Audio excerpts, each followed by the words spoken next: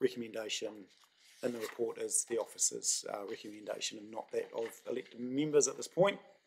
So I'll pass on to you. Thank you. Thank you, Your Worship. So I guess as context, we received a submission from the Fraser Park Community Trust as part of the 22-23 annual plan.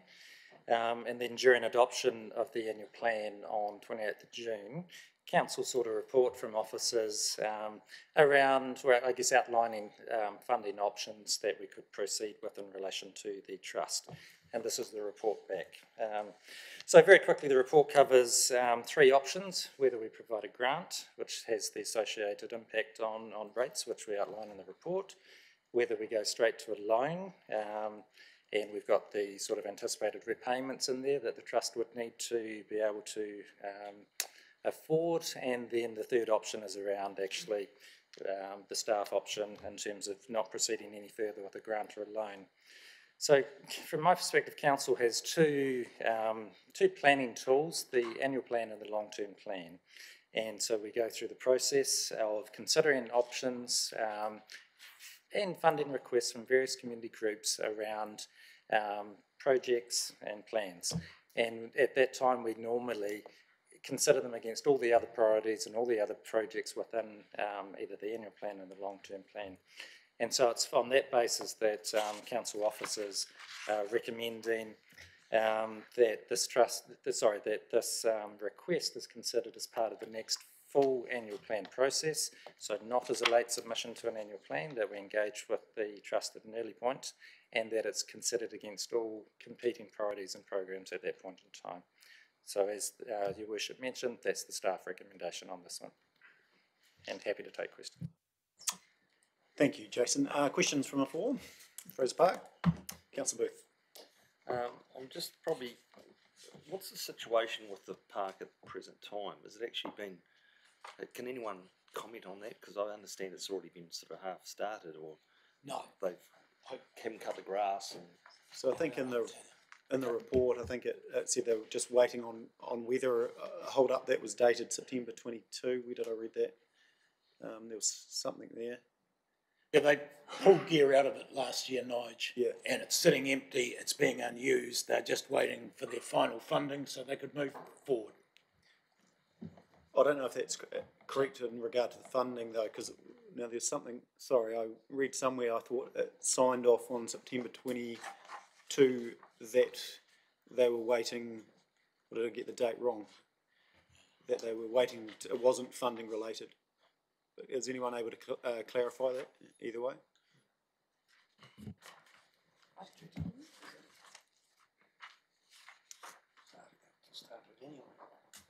Oh, no, so what I'm picking up actually, that's from the other agenda.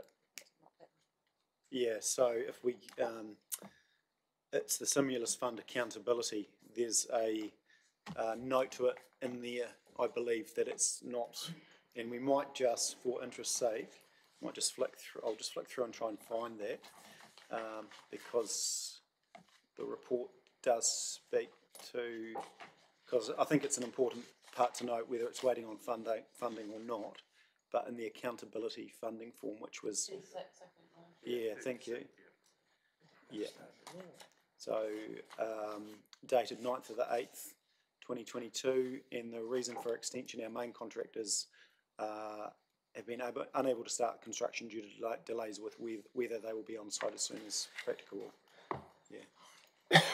So we'll move now back to questions, Councillor Booth. Yeah, look, 2016 there was a restructure of the trust. I believe Councillor Welsh, you may have been involved in that.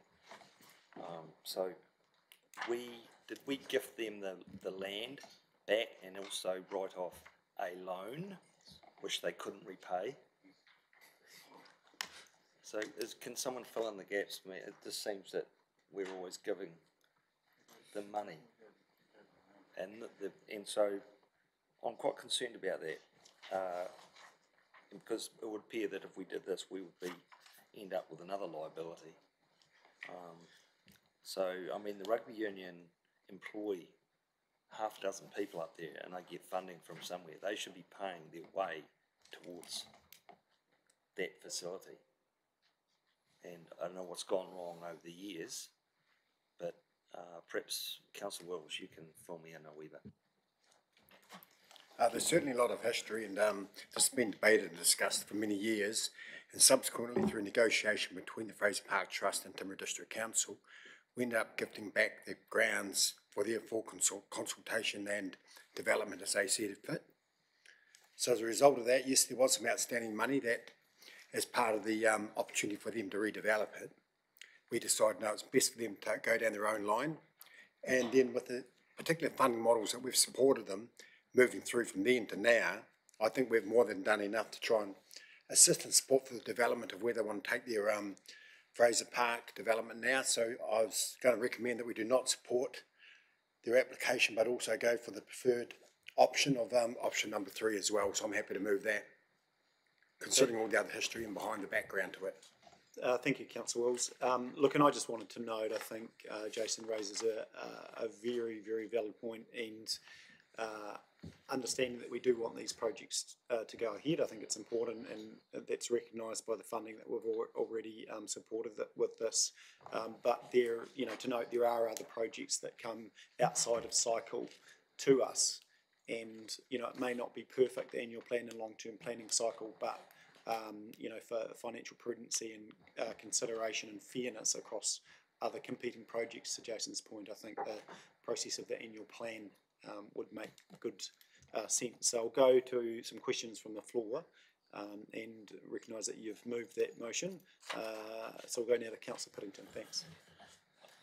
Look, I have some sympathy for the rugby union for about 3 or 4 reasons. One, if it was on our ground, we'd be paying the whole project cost almost of 7.5 mil.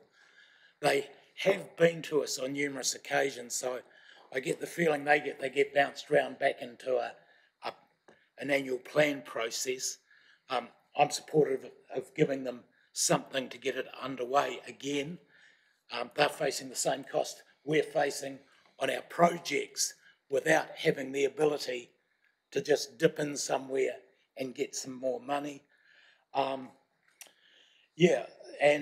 I'm kind of happy with your suggestion, Nigel, on the annual plan, as long as that's the same for everyone. No, yeah. We don't make that decision that one group have to go back to the annual plan. Someone comes in 3 weeks and we go, oh, we'll do that. So if that's the way we're going to run, that's the way we're going to run. But it's got to be consistent. No, look, and the reason why I made that point is that we've had requests from the likes of the Lions Bike Park wanted some increased funding, which wasn't available in Parks and Rec, and we haven't had any formal requests, but there might be others from other community type groups, and that's the point that's well made. I think by yourself and also Jason around that fairness and equity across projects. Yeah. But recognise still, I think this is a great community project, and we want to support it and go ahead. But it's the process around how we support that. We've got now Councillor Lyon. Thank you, Worship. Look, the record shows that the council has supported this project, all the way through, and I guess this project is in a position like most other projects within New Zealand at this moment that have been priced, 18 months ago or 2 years. And circumstances have moved on, and it's become quite a difficult time to justify the amount of money that you've got appropriated for the build and the build.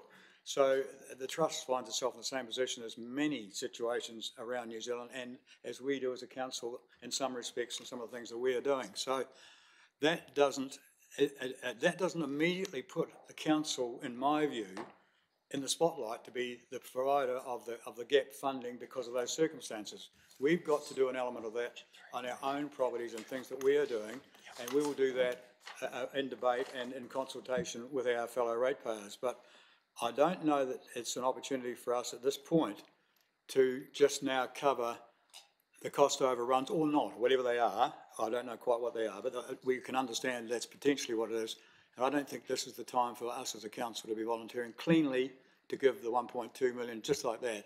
I think that we would be doing our ratepayers a disservice at this point, knowing that we all want the project to succeed, but there's many other projects we want to succeed as well, so we've got to be fair. So I like the approach that the Mayor's been talking about. Thank you. Thanks, Councillor Lyon. Councillor Parker. Thank you, Mayor Bowen. Like my fellow councillors, I totally support this project, but I will be happy to second Councillor Wools's motion on the further that these funds haven't been allocated. It's further rating burden on our ratepayers at this time, and I think it does need to be considered with other projects, and that it needs to come back into the annual plan process. So on those grounds, I'd happy to second your motion. Thank you. Thanks, Councillor Parker. Councillor Burt. Yeah, my point then, based on what everyone else has said as well, it comes down to the quantum. The amount of money we're talking about by necessity would have to be in an annual or LTP plan. I do feel sorry for the everyone in this, and as I said, we live in interesting times, and what has caused the overruns and increases and everything. We all know about that. This project won't die in the ditch. It'll go on. Necessity is the mother of invention, and the people that are supporting and running this will find a way. We've as a community, or through our community as councillors, we've contributed significantly. So I will be voting for the motion.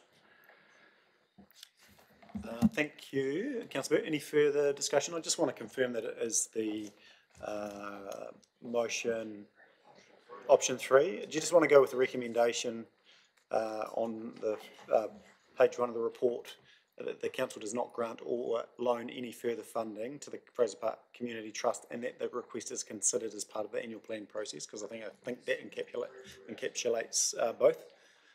So comfortable with that? Any further discussion? I'm going to put the motion now. All those in favour, please say aye. All those against, say aye. No, carried. Thank you.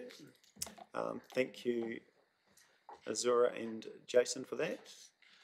We go now to dog control report, and welcome, Debbie.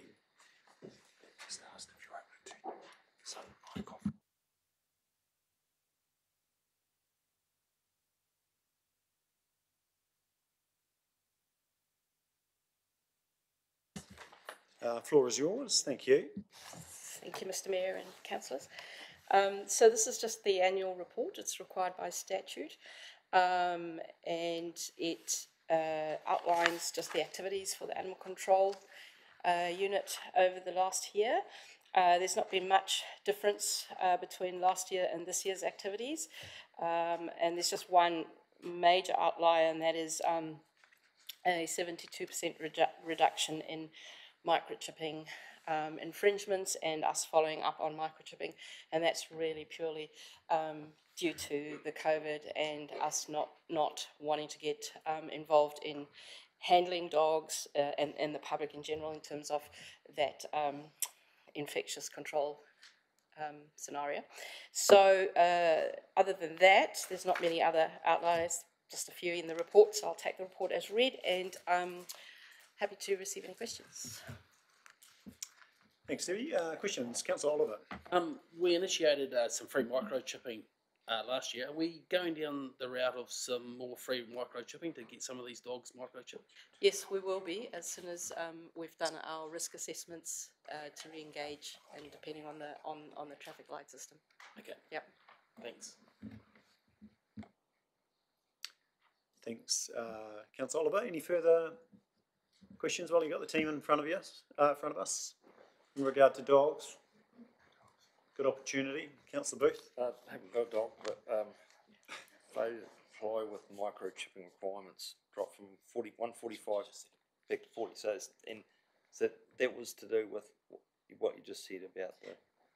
Yes, that's correct. We didn't feel that it was fair to pursue the microchipping by infringement if we didn't offer a service of providing free microchipping through and does that sort of explain the phased registered dogs increased by 20%? So has it got something to do with that? No, they're different. Just being bad. Different. It just, yeah, no, that's a completely different scenario. That's right. Councillor Riley, this is a dog question, not a canary question. Let me think about that. Thank you, Your Worship.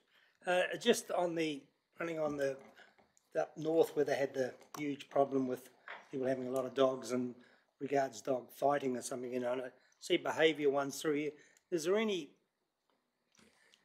happenings around here, with dog fighting, which is, rather a tragic thing to happen in our communities? Or is there do you see any evidence of it happening? Don't know. I'll defer that question to Joe, who's in the Mr. community quite a bit. No, luckily in our district we don't see any evidence of it. That's all I can really say on that. We're really, really lucky that, we haven't come across anything tragic like that. Yeah, it is. That happened up North Island. Yeah. Thank you. Yeah. Roddy, thank you. And Councillor Roddy, you happy to move this report? Yes, with that. Yeah, I will. Thank you, Your Worship. Thank you. Councillor Parker, seconder. Any further discussion? Put the motion to the floor. All those in favour, please say aye. Against, carried. Thank you. Thanks, team. Really appreciate that. And thanks for all the work out there. No, it's not easy, with some of the calls that you've got to do in regard to animal control. So we appreciate all that work. Thank you. Thank you. Alrighty, move now to 8.3, and I think Grant's here. Yep, fantastic. Come on up, Grant. Stimulus Fund Accountability and Extension Requests Received. And Beth, welcome.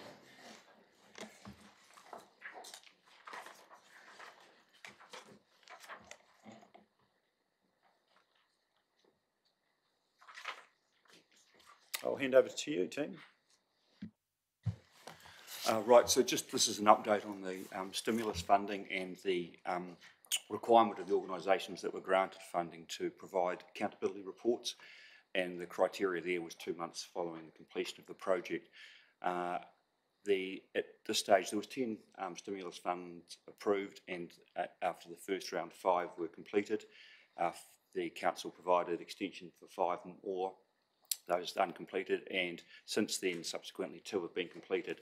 In front of you there's advice of the 3 that haven't been completed, and Fraser Park, Temuka Community and the Central South Island Trail. The reasons are included. We've followed up with each of the organisations as to the reasons why they haven't, the expenditure hasn't been finished or been used for the purpose at this stage, and the reasons are there why they've submitted. So that's where we're at basically. Cool, thank you. Look, I'm comfortable with the 3 all good projects. Temuka, I know that they discussed that at the community board meeting recently, and they just need to find someone else to do that work. Central South Island Trails, they've done a pretty good job in delivering, and I know they're working on the next part through to Cave, which is fantastic. And I know there was pretty general support amongst the elected members around Fraser Park as well. So I'm happy to move that we approve those extensions. Yeah, no, that's right. Yeah. So yeah, I'm happy to move the approvals, and yeah, we'll go to Councillor Parker first. Thank you, Mayor. I'm happy to second that motion. They all contribute to the wellbeing and economic activity for our region, which the fund was purpose was for. So yes, happy to second. Thank you. Sorry, that was just all everyone at once. As far as seconding, was it? No other further discussion? No. That's cool. Okay, we'll put the motion to the floor. All those in favour, please say aye. Against, carried. Thank you. Thanks, team. Appreciate that report. And appreciate elected members being so quick on the draw as well. Move now to 8.4, which is the proposed district plan.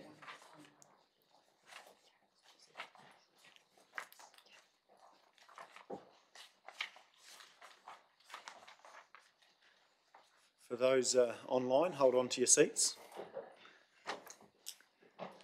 Welcome, Paul. Thank you kindly, Your Worship. We find ourselves at a key milestone in the review of our district plan, and although we aren't at the end is probably now in sight, and after many years of development. We have our proposed district plan, and we're hoping to see that notified in the next 2 weeks after today. It has been a huge undertaking by the whole of council, governance officers, and quite a large team of consultants. And most of that work has happened under Mark Geddes, who is acting for us as a consultant currently, and latterly under our planning manager, Hamish, who is missing in action. Hopefully to arrive shortly. But if we can take this report as read, obviously it covers a huge document and a huge amount of work, and hopefully if there are any questions, I'll be able to answer them. Thanks, Paul. Go to Councillor Gilchrist. Not a question actually. It's a really exciting to have this brought to council today. It's been such a massive undertaking, and I'm sure we all are hugely appreciative of all the staff and consultant and councillor workshop time that's gone into this massive piece of work, and the benefits of taking it out to our community first for feedback and the changes that's allowed. So hopefully we've got a document that's really fit for purpose. We've also had great involvement from Runanga, which is really exciting, and I understand the risks of delay, and so with that in mind I'm really happy to move our recommendations 1, 2 and 3, that the proposed district plan is approved for public notification. Thanks, Councillor Gilchrist. Just for the interest of the public, could you just talk briefly around the process from now on? So we notify, and obviously we've been through a long, drafting stage. It's taken many years, and we put out the draft district plan. And for those out there that are wanting to give us feedback, what does that look like?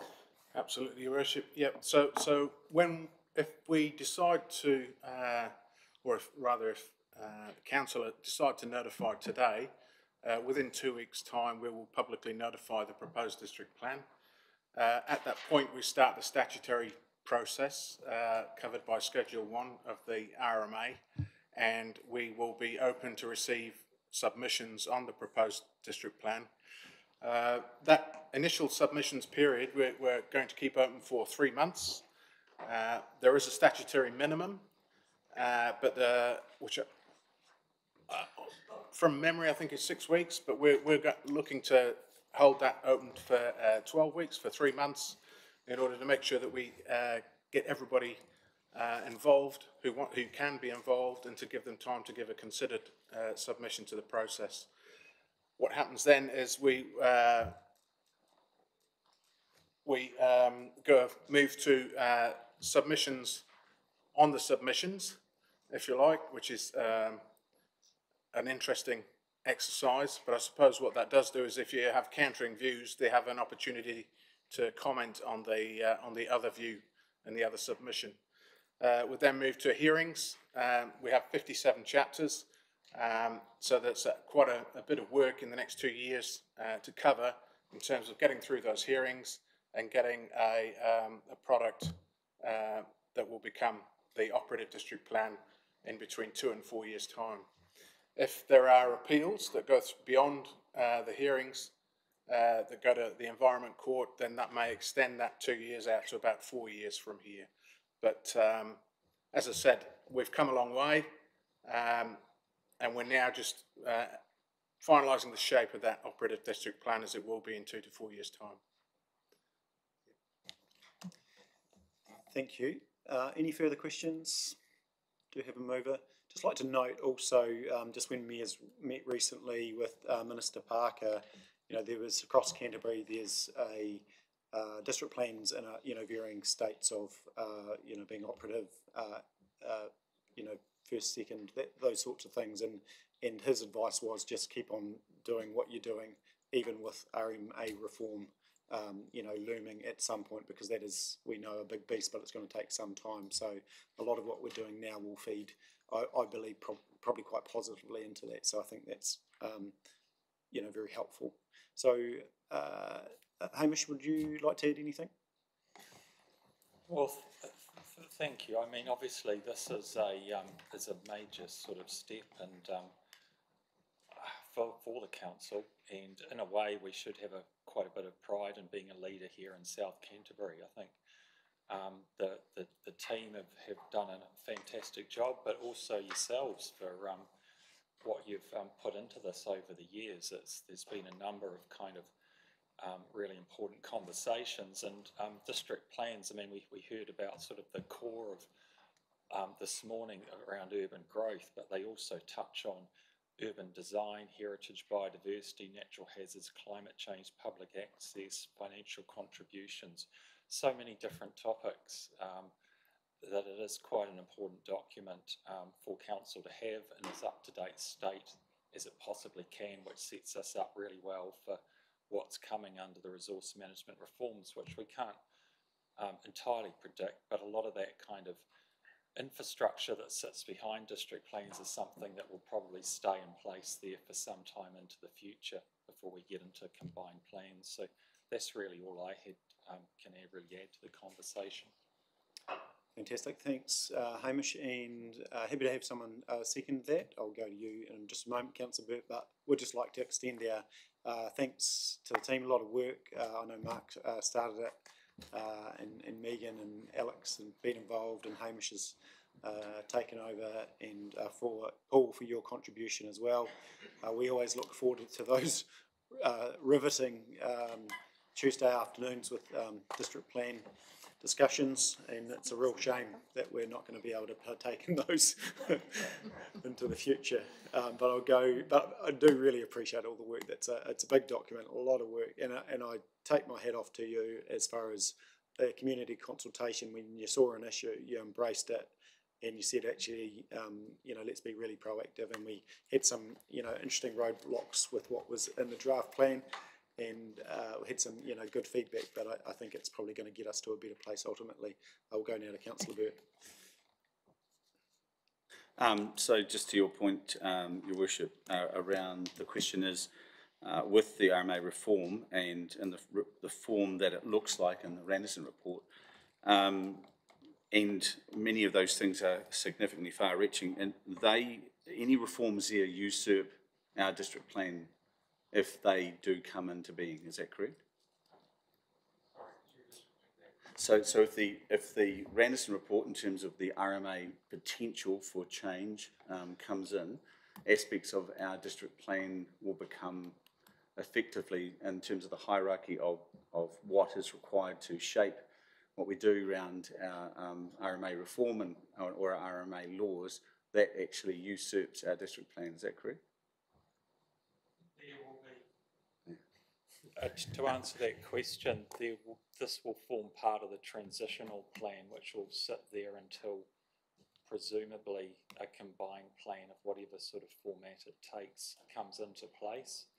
I understand from my taking of what the Minister said the other week in Christchurch was that they would first require councils to do a sort of a spatial plan, which is quite a high level one, before they then write the plan, the combined plan, which would then in theory replace our current plans. That being the case, that is quite some time into the future, because they have to first form a committee to do that.